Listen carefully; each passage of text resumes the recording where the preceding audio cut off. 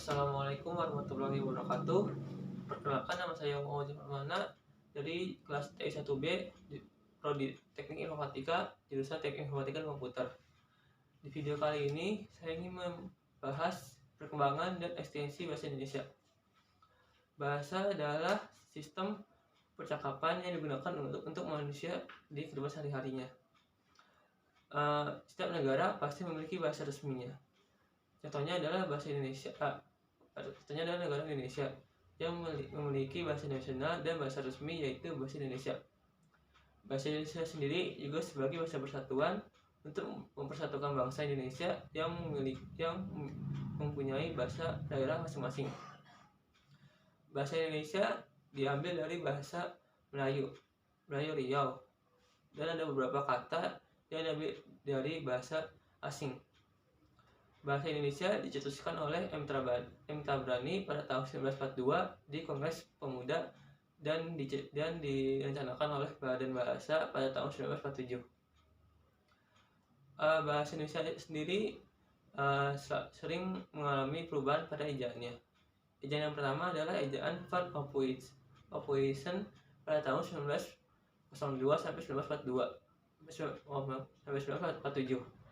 Lalu yang kedua ada ejaan Suwandi atau ejaan Republik pada tahun 1947 sampai 1972. Lalu ada ejaan EYD atau ejaan yang digunakan pada tahun 1972 sampai 2015. Lalu yang keempat ada ejaan Webi pada tahun 2015 sampai 2022. Dan yang terakhir ada ejaan EYDV pada tahun 2022, pada tahun ini diubahnya. Kenapa sih bahasa Indonesia sering diubah ejaannya? Ejaan bahasa Indonesia sering diubah karena untuk memperbaiki kata-kata yang memang susah disebutkan. Contohnya adalah dulu ada kata menani, sekarang diubah menjadi menyanyi. Lalu dalam kata-kata juga penulisan juga diubah. Pada YDV pun diubah juga, yaitu maha yang ditujukan untuk pasal perintah itu sekarang dipisah jadi maha kuasa.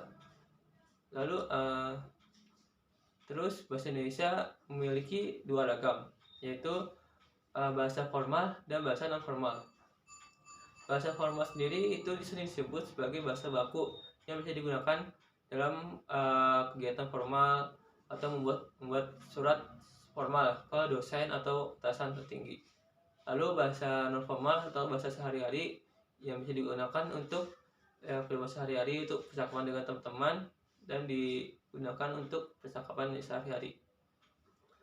Pada zaman digital ini, bahasa Indonesia memiliki penurunan ekstensi, yaitu dampak negatifnya adalah ada anak muda anak muda sekarang lebih suka mempelajari bahasa asing, terutama bahasa Inggris, karena perusahaan-perusahaan sekarang lebih mementingkan yang bisa bahasa Inggris. Tapi masih ada yang beberapa perusahaan yang juga menerima bahasa Indonesia, yang hanya bisa bahasa Indonesia.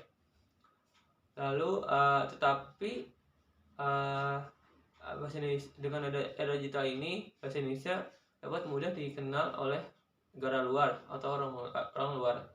Bahkan ada negara yang membuat pelajaran bahasa Indonesia di sekolah atau universitas di negara tersebut. Untuk melestarikan atau mengatasi perkembangan bahasa Indonesia ini, kita sebagai anak muda harus lebih mempelajari bahasa Indonesia. Sebab bahasa Indonesia ini pun sering digunakan untuk membuat surat-surat kepada dosen atau atasan atau lamaran kerja kepada HRD, dan juga bisa digunakan untuk mahasiswa membuat karya ilmiah, skripsi, tugas akhir atau dan lain-lain. Bahasa Indonesia pun juga harus dilihat perkembangannya agar tidak ketinggalan dalam perubahan ejaannya. Seperti sekarang ejaan. Sekarang udah diubah menjadi Edevi yang memiliki beberapa kata yang diubah. Mungkin itu saja pembahasan dari saya. Selebihnya mohon maaf. Terima kasih. Wassalamualaikum warahmatullahi wabarakatuh.